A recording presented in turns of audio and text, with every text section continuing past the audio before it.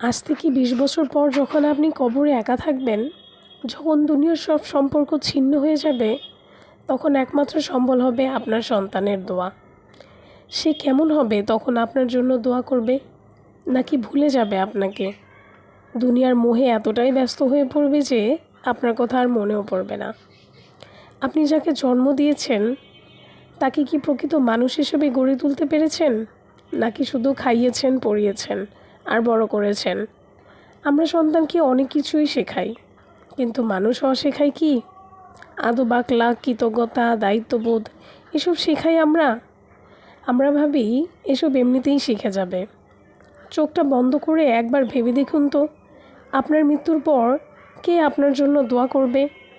কবরে শুয়ে যদি আপনি আকুল হয়ে বলেন, হে আল্লাহ, আমার সন্তান আমার জন্য দোয়া করুক, কোনো লাভ হবে না। তখন কাজ করবে শুধুই সে সন্তান যাকে আপনি মানুষ বানিয়েছিলেন।